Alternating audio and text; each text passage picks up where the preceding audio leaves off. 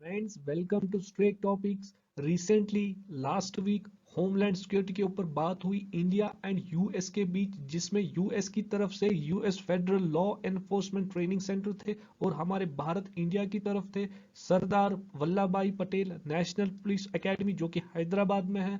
इसमें इस डायलॉग में बात हुई terrorism, money laundering and drugs और अन्य प्रकार क्रिमिनल एक्टिविटीज के बारे में, जो होमलैंड सिक्योरिटी, जो इनलैंड सिक्योरिटी, जो नेशनल सिक्योरिटी में के भी पार्ट रहते हैं, जैसे कि to counter illegal migration, human trafficking, money laundering, cyber crimes पे भी बात हुई। साइबर डोमेन में जो इलीगल एक्टिविटीज होती है उनकी वजह से जो टेरर फाइनेंसिंग होती है उस पर भी बात हुई, टू काउंटर दोज थिंग्स। आज के वीडियो लेक्चर में हम ये टर्म्स अंडरस्टैंड करेंगे, हमारे भारत में इनके काउंटर के लिए कौन कौन से लॉज है ये समझ लेंगे हम। इलीगल माइग्रेशन क्या होता है, ह्यूमन ट्रैफिकिंग क्या होती है, मनी लॉन्ड्रिंग क्या होती है, साइबर क्राइम्स क्या होती है, टेरर फाइनेंसिंग क्या होती है और साइबर डोमेन क्या होता है। शॉर्ट लेक्चर है, थॉरोली हम इसको डिस्कस करेंगे। चलिए शुरू करते हैं। दोस्तों, पहला टर्म जो हमें देखने को मिला इनलैंड सिक्योरिटी डायलॉग में या होमलैंड सिक्योरिटी डायलॉग में, उसमें इलीगल माइग्रेशन हमें देखने को मिला। इलीगल माइग्रेशन या इलीगल इमिग्रेशन समझने से पहले हम माइग्रेशन समझेंगे। माइग्रेशन होता क्या, एक प्लेस से शिफ्ट हो जाना दूसरी प्लेस में। फॉर एग्जाम्पल, आप इंडिया कंट्री से शिफ्ट हुए कनाडा कंट्री में, इस शिफ्टिंग प्रोसेस को माइग्रेशन कहते हैं। यहाँ रहने लगे कनाडा में, वहीं मूव ऑन करेंगे। अब यहाँ इंडिया के अब सिटीजन नहीं रहेंगे आप। इस चीज को जो आपने जो शिफ्टिंग प्रोसेस की, इसको माइग्रेशन कहते हैं। अब यही प्रोसेस आपने गैर कानूनी या इलीगल वे में की और कनाडा लॉज जो है, एडमिनिस्ट्रेशन है, उनको पता भी नहीं चला, बट आप वहां घुस गए, वहां रहने लगे। इसको इलीगल माइग्रेशन कहा जाता है। गैर कानूनी माइग्रेशन आपने इख्तियार किया, आपने अपना लिया, तो यहाँ पे आपको इलीगल इमिग्रेंट या इलीगल माइग्रेंट्स के नाम से जाना जाएगा। अगर आपने कानूनी तरीके से किया तो यहाँ पे आप माइग्रेंट कहलाए जाएंगे। जब तक आपको सिटीजनशिप नहीं मिलेगी कनाडा की, तब तक आप माइग्रेंट रहेंगे, और उसके बाद वहाँ आप सिटीजन बनेंगे, फिर तब भी आपका पास्ट एज अ माइग्रेंट रहेगा यहाँ पे। तो illegal immigration is the arrival of people from one country to into another country without entering via legal methods। जैसे कि मैंने आपको बता दिया, गैर कानूनी तरीके से घुस जाना, माइग्रेट करना, उसको इलीगल माइग्रेशन कहते हैं। हमारे देश की बात करेंगे, Bharat, India the country with the largest number of illegal immigrants in the world. पूरे विश्व में, पूरे वर्ल्ड में जितने भी कंट्रीज है उसमें से हमारा भारत देश, इंडिया, सबसे ज्यादा largest number of illegal immigrants carry कर रहा है। हमारे यहाँ सबसे ज्यादा इलीगल इमिग्रेंट्स है। अभी इलीगल इमिग्रेंट्स कैसे बनता है किसी देश में, इस चीज को समझेंगे। देखिए, हमारे देश में इलीगल इमिग्रेंट किस तरह बनेगा, एक इलीगल माइग्रेंट कैसे बनेगा, उसको इस प्रकार से वो बन जाता है। देखिए, कोई फॉरेनर हमारे देश में आया, या तो वो विदाउट वैलिड डॉक्यूमेंट्स आ गया, उसके पास कोई कागजात नहीं है, वो गैर कानूनी तरीके से आया विदाउट डॉक्यूमेंट्स, उसके पास वैलिड डॉक्यूमेंट्स नहीं है, वो डायरेक्टली इलीगल इमिग्रेंट बन जाएगा। दूसरा, कोई टूरिस्ट आ गया या कोई स्टूडेंट यहाँ रहने, पढ़ने किसी स्पेसिफिक टाइम के लिए, तो उसके पास वैलिड डॉक्यूमेंट्स थे, उसको एंट्री मिली, बट जितना परमिटेड टाइम उसके पास था उसके बियॉन्ड वो रहने लगा, अपने डॉक्यूमेंट्स अपडेट नहीं किया, इन्फॉर्म नहीं की एजेंसीज को, एडमिनिस्ट्रेशन को इन्फॉर्म नहीं किया, फिर भी गैर कानूनी तरीके से टाइम के बाद फिर भी वो स्टे करने लगा भारत में, वो भी इलीगल इमिग्रेंट में, इलीगल माइग्रेंट्स में आ जाएगा। तो इसका कानून यही है हमारे देश में, 2 से 8 साल तक सजा हो सकती है, या तो फाइन भी लग सकता, दोनों लग सकते हैं। तो इस चीज का एक्सेप्शन किया था 2015 में माइनॉरिटी के लिए, जो कम्युनिटीज बांग्लादेश, पाकिस्तान से, अफगानिस्तान से, वो माइनॉरिटीज जो वहाँ माइनॉरिटीज, जैसे बांग्लादेश मुस्लिम पॉपुलेटेड, मुस्लिम मेजोरिटी, वहाँ माइनॉरिटी हिंदू है, क्रिश्चियन भी हो सकता है, या अन्य प्रकार का धर्म हो सकता है जो कि मुस्लिम नहीं है, वो वहाँ माइनॉरिटी है। ऐसे पाकिस्तान में नॉन मुस्लिम्स माइनॉरिटी, अफगानिस्तान में भी नॉन मुस्लिम्स माइनॉरिटी है। जितनी भी माइनॉरिटीज यहाँ, उनके लिए एक्सेप्शन बनाया गया था 2015 में। उनको रिलीजियस प्रोसिक्यूशन होता था वहाँ पे, वो अपना शेल्टर लेते थे, कहाँ, इंडिया में एस्लम लेते थे, तो उनको इलीगल इमिग्रेंट नहीं बनाया जाएगा, उनको इलीगल माइग्रेशन के नाम पे नहीं पकड़ा जाएगा। तो इनके लिए एक्सेप्शन है। पास्ट में जो बांग्लादेश लिबरेशन वॉर हुआ था, तब 10 मिलियन से बांग्लादेशी आ चुके थे, कहाँ, इंडिया में। उनका थ्रेट था वहाँ रेप, जेनोसाइड, वो यहाँ पे रेफ्यूज सीक कर रहे थे। तो अभी करंटली इंडिया जो कर रहे, कंस्ट्रक्ट कर रहे बैरियर, कहाँ, ईस्टर्न बॉर्डर्स में, to combat the surge of migrants, the Indo Bangladeshi barrier is a 4,000 kilometre long border. तो presently it is constructing a fence along the border to restrict illegal traffic from Bangladesh. वहां से कोई किसी तरीके का भी ट्रैफिक हो सकता है, एनिमल ट्रेडिंग हो सकती है वहां से, या एनिमल ट्रैफिकिंग हो सकती है, ह्यूमन ट्रैफिकिंग हो सकती है, ड्रग ट्रैफिकिंग हो सकती है, या इमिग्रेशन हो सकती है वहां से, illegal immigrations, illegal migrations. Past newspapers जो 2016 2011 हिंदुस्तान टाइम्स कॉरेस्पॉन्डेंस, या यहाँ पे द इंडियन एक्सप्रेस, वहाँ पे भी ऐसे रिपोर्ट्स आए, 2 crore illegal Bangladeshis living in India as per the government answers, more illegal immigrants from Afghanistan than Pakistan. ये कुछ पास्ट डेटा है जो अभी भी प्रेजेंट्स है इंडिया में। इसी के ऊपर बात हुई थी to counter illegal migration. Dialogue में ह्यूमन ट्रैफिकिंग की बात हुई। ये जो दूसरी टर्म हमें देखने को मिली to counter human trafficking. Human trafficking में ट्रैफिकिंग वर्ड हम समझेंगे the act of buying selling illegally. कोई भी ऐसा काम आप करेंगे जिसमें बाइंग और सेलिंग की बात आ जाएगी, डील आ जाएगी, ट्रांसफर आ जाएगी, या ट्रेड आ जाएगा, वो भी गैर कानूनी तरीके से, कोई भी चीज की या कभी एग्जॉटिक एनिमल्स का या ह्यूमंस का, उसको ट्रैफिकिंग कहते हैं। यहाँ पे ह्यूमंस की बात आई, उसे ह्यूमन ट्रैफिकिंग कहेंगे। देखिए ट्रैफिकिंग का पर्पस क्या होता है, जो ट्रैफिकिंग करते हैं ह्यूमन ट्रैफिकिंग का, स्पेसिफिकली ह्यूमंस की बात कर रहा हूँ, उनका पर्पस क्या होता है, यहाँ पे थोड़ा लिस्ट में डाल के रखा है। उनका इंटेंट होता है टू एक्सप्लॉइट द पर्सन, जिसकी ट्रैफिकिंग वो करेंगे। किस किस रास्ते के लिए वो पर्पस है, prostitution, sexual exploitation, forced labour, slavery, जो कि मॉडर्न डे स्लेवरी होती है। हाईली पावरफुल पर्सन होते हैं, उनको ऐसे एम्प्लॉयज चाहिए जो उनके पूरा सबमिशन रहेंगे, उनकी तरफ पूरा सबमिटिव रहेंगे, एक सबमिशन एटीट्यूड में रहेंगे, जिसको सर्विट्यूड भी कहा जाता है। रिमूवल ऑफ ऑर्गन्स भी आ जाएगा, किसी को फॉल्स प्रॉमिस देके कि जॉब दिला दूंगा, फिर उसके बाद उसको ले जाएगा कि चलो आपका इंटरव्यू करवाते, तो वहां पे उसको कुछ नशे की दवा दे दी, उसको सेडेट करवा दिया, फिर उसको ऑर्गन्स रिमूव कर दिए, या उसको बाहर बुलाया किसी और देश में, उसको वेल पेइंग जॉब्स बता के कि आपको एक हाई पे जॉब दिया दे दिया जाएगा, बट वहां पे उसको ब्लैकमेल करके उसके ऑर्गन्स रिमूव करेंगे, वो भी ह्यूमन ट्रैफिकिंग में आ जाएगा। Human trafficking involves the use of force, means किस तरह ह्यूमन ट्रैफिकिंग की जाती है, थ्रेट्स देके, फ्रॉड करके, अब्यूज ऑफ पावर, एब्डक्शन करके। ये किसके साथ होता है, किसी भी कम्युनिटी के साथ हो सकता है। विक्टिम्स किसी एज का भी हो सकता है, रेस का भी हो सकता है, जेंडर भी हो सकता है, कोई भी नेशनलिटी, किसी भी देश में ऐसा होता है। बहुत सारे ऐसे देश है जहाँ पे ये मेजोरिटी दिखने को लगा है कि ह्यूमन ट्रैफिकिंग हो रही है, बच्चों से लेके बड़ों तक, बुड्ढों से लेके जवानों तक, किसी भी रेस जेंडर, इसमें ना रिलीजन होता है ना कुछ होता है, बस इंसान उनको चाहिए, उसकी ट्रैफिकिंग करेंगे। वो क्या करते हैं, वायलेंस करते हैं, मैनिपुलेट करते हैं उसको, जैसे कि मैंने आपको बता दिया, false promise on well paying job, जिसको मॉडर्न डे स्लेवरी में फिर वो कन्वर्ट करते हैं। रोमांटिक रिलेशनशिप्स भी करते हैं, ऐसे ट्रिक्स बहुत सारे उन्होंने किया। बहुत सारे जो ट्रैफिकर्स होते हैं, ट्रैफिकर्स कौन होते हैं, वो जो ह्यूमन ट्रैफिकिंग करेंगे, वो क्रिमिनल्स जो ये गैर कानूनी काम करेंगे। कौन सा वाला काम, ह्यूमन ट्रैफिकिंग, उनको ट्रैफिकर्स कहते हैं। वो अपने जो बंदे होते हैं उनको लगा लेते, इनोसेंट गर्ल्स, इनोसेंट बॉयज को फंसला के रोमांटिक रिलेशनशिप्स में ले आके फिर उनके साथ गैर कानूनी हरकतें करते हैं, उनके साथ इनको इलीगल ट्रेड में इन्वॉल्व करते हैं, वो ह्यूमन ट्रैफिक में आ जाएगा, ह्यूमन ट्रैफिकिंग। हमारे देश में इसमें article 23 clause 1 constitution of India में सख्ती से मना किया गया कि ट्रैफिकिंग इन ह्यूमन बींग्स और पर्सन्स, मींस ह्यूमंस की बात आई, is prohibited under the constitution of India under article 23। ये याद रखिएगा, इंपॉर्टेंट है। तो सेक्शन 370 इस पे लगाया जाता है, Indian penal code 370 A IPC, which provide for comprehensive measures to counter the menace of human trafficking, including trafficking of children, exploitation in any form including physical exploitation, sexual exploitation, slavery, इसमें submission भी आ जाएगा, servitude, complete submission ये भी आ जाएगा इसमें, और the forced removal of organs, कौन, section 370 ए IPC. तो आर्टिकल 23 भी इसमें आता है, क्लॉज 1 सख्ती से मना कर रहा है। तो ट्रैफिकर्स क्या क्या कर सकते हैं, देखिए किसी ने अपना बड़ा ग्रुप खोल दिया, उसमें वो रिक्रूटर्स के लिए अलग बंदे रखेगा, ट्रांसपोर्टर्स के लिए गाड़ियां रखेगा, उसका ड्राइवर्स रखेगा, ट्रांसफर के लिए कोई और प्रकार के एम्प्लॉयज रखेगा, रिसीविंग के लिए कोई और पर्सन रखेगा, ये सब ट्रैफिकर्स बन जाते हैं। इनको सब एक ही कैटेगरी में बोलते हैं, ट्रैफिकर्स।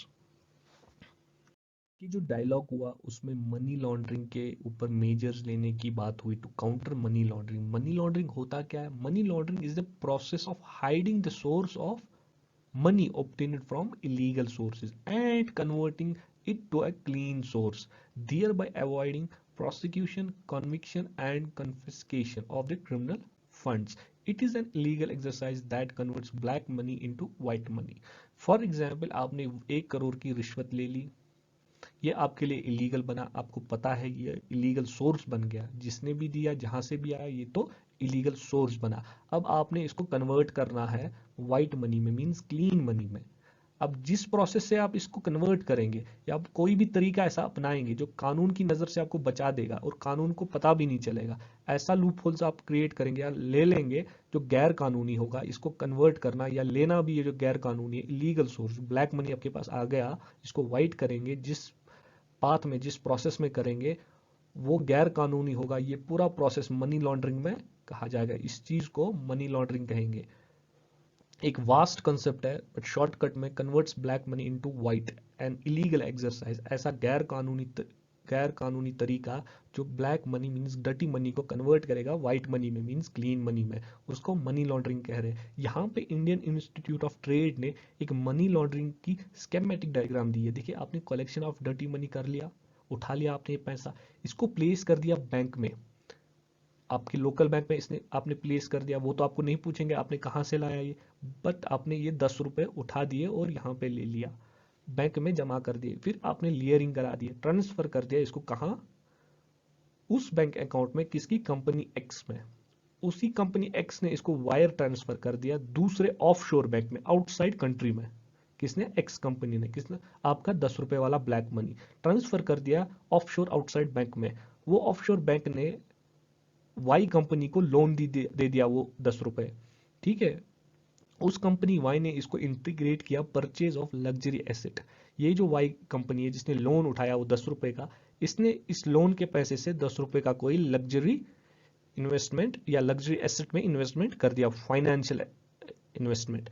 इसी वाई कंपनी ने फॉल्स इनवॉइस दे दी किसको, कंपनी एक्स को, तो ये कन्वर्ट हो गया आपका डर्टी मनी और यहाँ पे सेफ हो गया, कहाँ पे, एसेट्स में। तो इसी पूरे प्रोसेस को मनी लॉन्ड्रिंग स्केमेटिक डायग्राम में समझाया गया।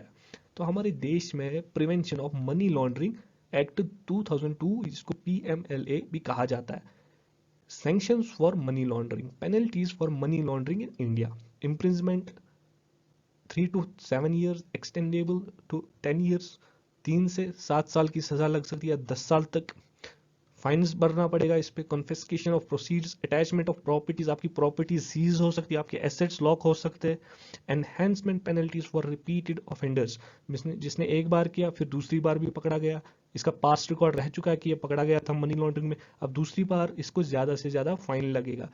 अब India is a member of financial action task force, FATF। ये एक इंटरनेशनल टास्क फोर्स है जो काउंटर करती है फाइनेंशियल क्राइम्स को मोर इफेक्टिवली, इनका एम है ये, इंडिया इसका मेंबर है। लास्ट टर्म हमें जो देखने को मिला कि cyber crimes and misuse of the cyber domain for illegal activities including terror financing, ये तीनों टर्म हमें देखने को मिल रही है एक ही स्टेटमेंट में, cyber crimes, terror financing and cyber domain. ये तीनों हम समझेंगे। साइबर क्राइम इस तरह के क्राइम्स होते हैं, इस तरह के गैर कानूनी काम होते हैं जिनको आप इंटरनेट पे या कंप्यूटर के जरिए आपने उनको अंजाम दिया, उसको साइबर क्राइम कहते हैं। तो cyber crimes refers to all the activities done with the criminal intent in cyberspace. Cyber crime involves one or both of the following. कौन कौन सा, criminal activity targeting computers using viruses and other types of malware, means आपने इस तरह का गैर कानूनी काम कर दिया कंप्यूटर के जरिए, उस पर वायरस डाल दिया, किसी पे वायरस डाल दिया, किसी बड़ी कंपनी में उनके फाइनेंशियल रिसोर्सेज कंप्रोमाइज हुआ, उनका डेटा कंप्रोमाइज हुआ, या अन्य प्रकार का मॉलवेयर डाल दिया उनके सॉफ्टवेयर में, तो इसको भी साइबर क्राइम में बताया जाता है। ये भी एक टाइप का क्रिमिनल एक्टिविटी साइबर क्राइम में आती है। दूसरा, साइबर क्राइम में criminal activity using computers to commit other crimes, means आपने कंप्यूटर हाई एंड गैजेट इस्तेमाल किया जो इंटरनेट के साथ, जो नेटवर्क के साथ कनेक्टेड है, जैसे कि आपका स्मार्टफोन, आपके लैपटॉप्स, तो आपने गैर कानूनी काम किया इनको इस्तेमाल करके, वो भी क्रिमिनल एक्टिविटी है, बट किसमें, साइबर क्राइम्स में। हमारे भारत में Indian government has the information technology act 2000, year 2000 में ये लागू हो गया था, इंफॉर्मेशन टेक्नोलॉजी एक्ट। इसमें कुछ सेक्शंस हैं, section 65, 66, 66D, 66E, 66F, 66, 67, 69 and 43A। तो थोड़ा सा थॉरोली हम बता देंगे। सेक्शन 65 में tampering with computer source documents आपने मैनिपुलेट किए कुछ कंप्यूटर सोर्स डॉक्यूमेंट्स, उनको टेम्पर किया गया, वो सेक्शन 65 में आएगा। Using password of another person, किसी इंसान के, किसी फ्रेंड के, किसी को साथ आपने चीट किया, उनके पासवर्ड्स आपने अचीव किए, फिर उनके बैंक अकाउंट्स पे जाके फिर उनके प्राइवेट अकाउंट्स को एक्सपोज कर दिया, तो वो 66 में आ जाएगा। चीटिंग यूजिंग कंप्यूटर रिसोर्स, आपने चीट किया using computer resources, using internet from your laptop, using internet via Bluetooth और वाईफाई गैजेट, तो वो 66D में आ जाएगा। 66E क्या कह रहा है? Publishing private image of others, आपने सोशल मीडिया पे किसी की प्राइवेट इमेज इंटेंशनली चढ़ा दिए, तो वो सबने देख लिया वो प्राइवेट इमेज, तो उसको पब्लिश किया आपने, वो 66E में आ जाएगा। 66F में क्या रहा है? Acts of cyber terrorism. अब साइबर टेररिज्म क्या होता है? सोशल मीडिया, इंटरनेट यूज करके, आपने प्राइवेट वेबसाइट पे यूज करके, प्राइवेट ईमेलिंग यूज करके आपने टेररिज्म के लिए काम किया, टेररिस्ट के लिए काम किया, उनका मैसेज फॉरवर्ड कर दिए, all are doing through internet, everything you are doing through internet, तो ये चीजें एक्ट्स में आ जाएंगे, एक्ट्स ऑफ साइबर टेररिज्म। कहाँ? सेक्शन 66F में। सेक्शन 67 क्या कह रहा है? पब्लिशिंग चाइल्ड पोर्नोग्राफी और प्रीडेटिंग चिल्ड्रन ऑनलाइन, आपने अंडर एज को ऑनलाइन सोशल मीडिया पे डेट किया, वो भी सेक्शन 67 में आएगा। चाइल्ड पोर्नोग्राफी आपने अपलोड की अपने प्राइवेट वेबसाइट पे, सोशल मीडिया पे, किसी भी ऐसी प्राइवेट एड्रेस होगी इंटरनेट पे, उस पर आपने पब्लिश की, वो सेक्शन 67 में आ जाएगा, आप पे IT एक्ट लग जाएगा। Section 69 government's power to block websites, means हमारे भारतीय सरकार पे या स्टेट राज्यों पे ऐसा पावर्स है कि वो ब्लॉक कर सकते हैं कुछ specific websites. Section 43A data protection at corporate level, corporate level जो होती है कंपनी की, जो MNCs जो होती है मल्टीनेशनल कंपनीज, उनकी डेटा प्रोटेक्शंस के लिए आपका अकाउंट है यहाँ पे, फॉर एग्जांपल मेटा, फेसबुक पे आपका अकाउंट है, आपका डेटा सिक्योर है कि नहीं, तो उसके लिए data protection at corporate level, ये आ जाएगा सेक्शन 43A में। अब साइबर डोमेन की बात करेंगे तो domain is a new creation, a fifth domain being added to the well known four, namely land, sea, air, lastly space. देखिए हमारे पास क्या डोमेन्स है? लैंड है, सी है, एयर है और स्पेस है। स्पेस कौन सी है? कि आपका अर्थ है, यहाँ पे सन है, ये मून है, तो ये पूरी जगह जो यहाँ पे ये स्पेस में आ जाएगा, इसको स्पेस कहते हैं। अब जो जो ह्यूमंस है उन्होंने क्या क्रिएट किया? उन्होंने इंटरनेट क्रिएट किया, उन्होंने नेटवर्क क्रिएट किया, network of gadgets, network of computers, उसको उसमें डेटा शेयर कर रहे हैं, उसमें कम्युनिकेट कर रहे हैं, उसको साइबर डोमेन कहते हैं, उसको साइबर डोमेन कहते हैं। Cyber domain, a global domain within the information environment consisting interdependent networks of information technology infrastructures, resident data including the internet, जैसे कि मैंने बता दिया। टेलीकम्युनिकेशंस नेटवर्क्स, हाँ ये भी होता है, आपकी वाईफाई कॉलिंग होती है, आपकी टेलीकम्युनिकेशंस आजकल होती है स्मार्टफोन से, कंप्यूटर सिस्टम, हाँ ये तो है, आपके लैपटॉप से, आपके डेस्कटॉप से, एम्बेडेड प्रोसेसर्स एंड कंट्रोलर्स, ये पूरा जो है इस चीज को साइबर डोमेन कहते हैं। अब इन चीजों का इस्तेमाल करके आपने टेररिज्म प्रोपेगेट किया, फॉर एग्जाम्पल, और फंडिंग भी करा दी और मैसेजेस भी फॉरवर्ड किए, आपने काम किया कहाँ पे?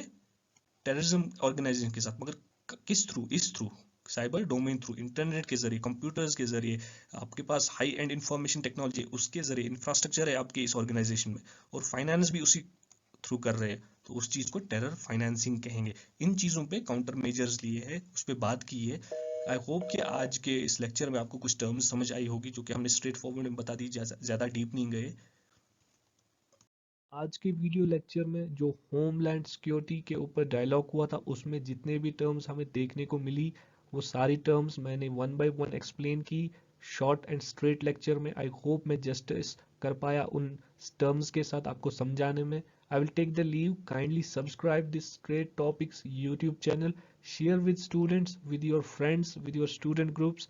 Thank you viewers, thank you students, take good care of yourself, all the best for future exams.